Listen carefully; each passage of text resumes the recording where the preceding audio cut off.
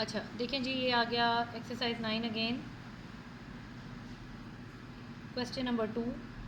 अच्छा question number 2 ज़रा ध्यान से देखें, इसमें लिखा हुआ है सिंप्लीफाई। अब पहला क्वेश्चन हमारे पास था कि आप जो भी आपका वैल्यूज़ है उसका स्केयर लें, इसमें और इसमें क्या फ़र्क है।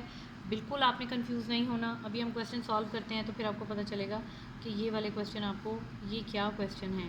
क्वेश्चन है आपके पास 9p square plus 12pq plus 4q square. घबराने की ज़रूरत नहीं है। ये 3 वैल्यूज़ क्या हैं देखें। फर्स्ट और सेकंड क्वेश्चन में क्या फ़र्क है। फर्स्ट में हमने लेफ़्ट से क्वेश्चन स्टार्ट किया था, राइट पे आ गए थे, यानी ये बंद, ये यानी यहाँ लेफ़्ट से राइट पे आए थे। ये फार्मूले का आपने स्केयर, ये बंद है तो हमने आगे खोल दिया था। ये सिंपल वर्ड्स में आपको समझा रही हूँ। क्वेश्चन 2 में आपने क्या करना है, इस फॉर्म में आपको क्वेश्चन मिला है, यानी कि आपको खोल के दिया गया है, आपने इसको बंद करना है फार्मूले में। बस इतना सा इन दोनों में फ़र्क है, और ऑब्वियसली दोनों का मेथड चेंज है, तो ये कंफ्यूज होने की बिल्कुल ज़रूरत नहीं है। दोबारा सुन ले दोनों क्वेश्चंस में क्या फ़र्क है।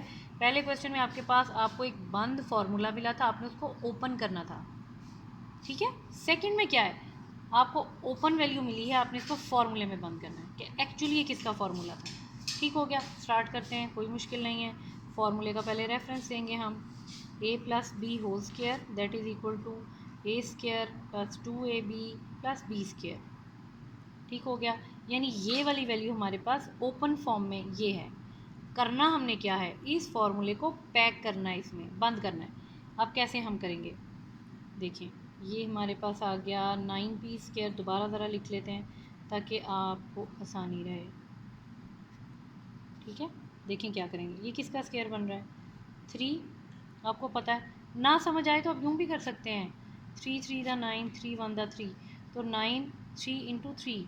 समटाइम्स छोटी बातें भी कंफ्यूज कर देती हैं, हमें नहीं समझ आती। आप ऐसे देख लें, वैसे आपको पता होना चाहिए कि 3 हमारे पास देखें, तो हमारे पास 3 का स्केयर क्या बनता है, 9। तो ये आपके पास है 3 स्केयर 9।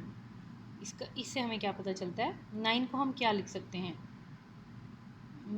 अभी थोड़ा सा और इजी टर्म में आपको समझा देती हूँ। 9 को हम क्या लिख सकते हैं, 3 स्केयर। अब समझ आ रही है, देखें ये और ज़्यादा इजी वे में है।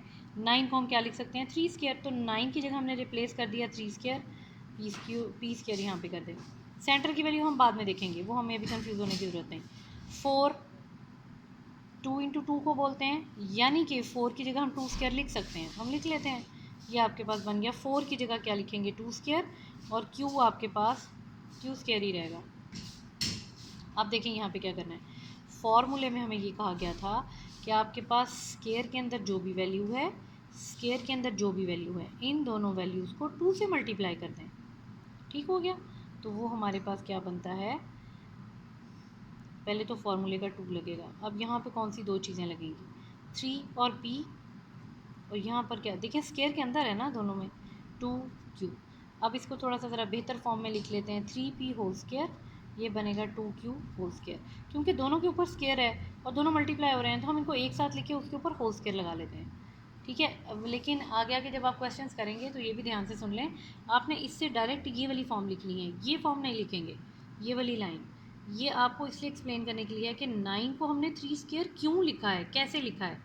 अगर मैं डायरेक्ट इसके बाद ये स्टेप कर देती 3p होल स्केयर, वो भी थोड़ा सा आपको कंफ्यूज करेगा। लेकिन अब ये बिल्कुल एलेबरेट करके मैंने आपको बताया कि 9 किसे कहते हैं 3 स्केयर को, 4 किसे कहते हैं 2 स्केयर को, ठीक है, p स्केयर। ओके, समझ आ गया। अब देखें, अब आपके पास हमारे पास क्या बना है। अब इस फॉर्म को चेंज करने की ज़रूरत नहीं है, ये एज इट इज़ रहने दें। और ये एक स्टेप मैंने एक्स्ट्रा दोबारा से सुन लें, आपको थोड़ा और एलेबरेट करने के लिए किया है। एनीवे, अगर हमारे पास इस फॉर्म में आ जाए तो क्या हम उसको इस तरह लिख सकते हैं, जी हाँ।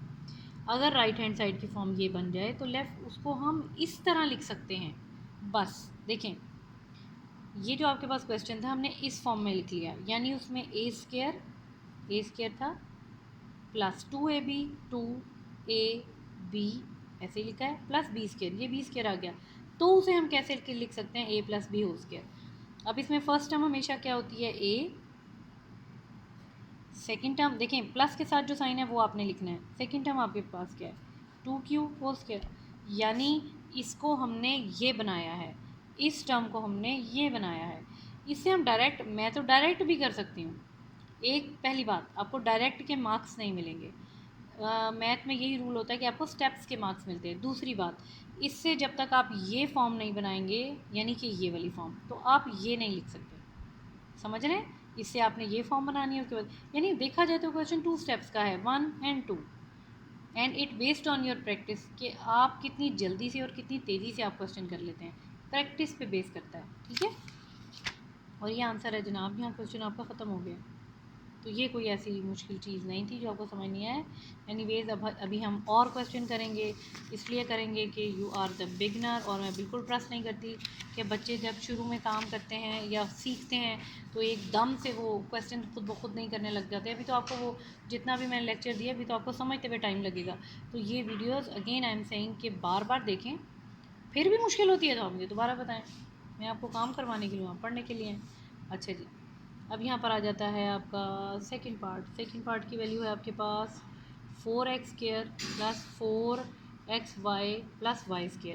अब आपने मुझे ये उम्मीद नहीं रखनी कि मैं आपको सारे पार्ट्स करवाऊँगी, तो ये 2 पार्ट्स में मैं आपको मेथड बता रही हूँ, आगे आप फिर खुद एफर्ट करेंगे, नहीं होगा तो मैं करवा दूँगी, लेकिन अभी आप एफर्ट करेंगे। चलें जी, अब यहाँ पर क्या करेंगे, अब हम ज़रा डायरेक्ट क्वेश्चन करते हैं। अब जिस मेथड से मैं क्वेश्चन करवाऊँगी आपने उस तरह से नीट कॉपीज़ पे कॉपी करना है। ठीक हो गया, याद रखना है 4 किसका स्क्वायर है, 2 का, और ये आ गया x। मुश्किल तो नहीं लगा आपको? ये मैंने क्या किया है, 2 का स्क्वायर x का स्क्वायर, दोनों को मैंने एक स्क्वायर में लिखा है क्योंकि दोनों के ऊपर ही 2 है ना। y के ऊपर आ जाएं, यहाँ पर आ गया y², यहाँ पर आ जाएं। अब देखें ये कैसे बन रहा है आपके पास, फॉर्मूले में क्या था 2ab, 2 तो फॉर्मूले का आ गया, a क्या चीज़ होती है ये, b क्या चीज़ होती है ये। अगर आपको लगे कि आप गलत कर रहे हैं, सही कर रहे हैं, आपको तसल्ली नहीं हो रही, आपको समझ नहीं आ रही, तो आप क्या करें, इसको मल्टीप्लाई करके देख लें। 2 टू द 4xy, देखें इनको मल्टीप्लाई करेंगे वही चीज़ बनेगी, ये भी वही चीज़ है, सिर्फ एलेबरेट किया है, ये भी वही चीज़ है, ये भी वही चीज़ है। ठीक है, अच्छा, और इस इन क्वेश्चंस का रेफरेंस बेसिकली हम साइड पे देते हैं, a plus B whole square that is equal to a² plus 2ab plus b²। ये क्वेश्चंस आपने ऐसे करने हैं, यानी ये सिर्फ 2 स्टेप्स के ही क्वेश्चंस हैं, इससे ज़्यादा लेंथी, एक्स्ट्रा लेंथी करने की ज़रूरत नहीं है। अब क्या करेंगे, फार्मूला तो हमने बना लिया, इससे हम इस फॉर्म में ले आए, यानी ये कौन सी फॉर्म है, ये आपके पास राइट हैंड साइड की फॉर्म है। राइट हैंड साइड को यूँ भी तो लिख सकते हैं, तो इसको हम कैसे लिखेंगे, फर्स्ट वैल्यू 2x, ये यहाँ से 2 से हमें सिर्फ साइन मिलता है, बाकी दूसरा नंबर स्केयर के अंदर जो भी नंबर है वो सेकंड वैल्यू होती है, स्केयर के अंदर जो भी वैल्यू है वो फर्स्ट वैल्यू होती है, और ये होल स्केयर, ये आपके पास आंसर है। Is it clear?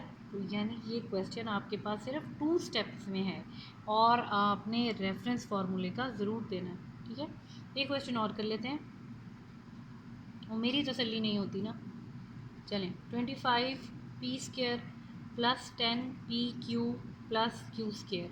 अगेन हम स्पीड से भी कर सकते हैं, 5p होल स्क्वायर, क्यों मैंने लिखा है 5 का स्क्वायर p का स्क्वायर, दोनों को फिर मैंने एक बार ही लिख दिया है।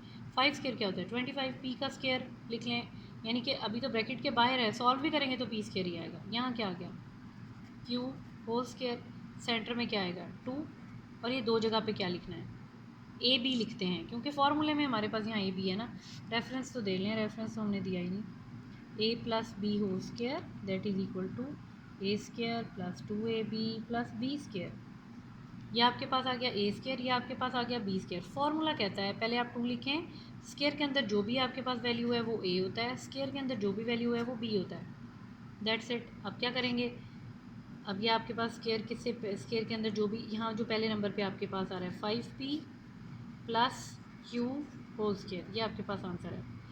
अब देखें, इतनी प्रैक्टिस के बाद आप वर्बली भी इसका आंसर बता सकते हैं। इसका आंसर क्या होगा, 5p, क्योंकि 5 इसका स्क्वायर है, 5p प्लस साइन यहाँ से लगेगा q और होल स्क्वायर, ये इसका आंसर है। देखिए आप वर्बली भी बता सकते हैं, इतना इजी, आपको प्रैक्टिस पे डिपेंड करता है ना।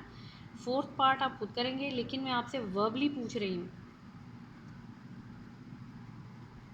प्लस 4y², वर्बली ये वाला स्टेप आप खुद करेंगे, फार्मूले का रेफरेंस आप यहाँ पे खुद देंगे, लेकिन लास्ट में यहाँ ये किसका स्क्वायर बनता है 36, 6 का, 6x प्लस का साइन यहाँ से बना, ये आपके पास किसका स्क्वायर है 2 का, और ये आपके पास है वाई होल स्क्वायर, ये आंसर है। लेकिन ये एक स्टेप आप खुद करेंगे, देखिए कितना इजी है। जब समझ आ जाता है कोई भी दुनिया में चीज़ मुश्किल नहीं होती, सिर्फ मसला ये होता है हमें समझ नहीं आ रही होती। जब समझ आ जाती है तो दुनिया की हर चीज़ आसान लगती है। ठीक है, इतनी सी बात है। तो आज के लेक्चर में भी हम ये 2 क्वेश्चन ही करेंगे और उसके बाद आपकी थोड़ी ज़रा प्रैक्टिस हो जाएगी तो फिर हम आगे चलेंगे। ठीक है, ओके, थैंक यू गर्ल्स, अल्लाह हाफिज़।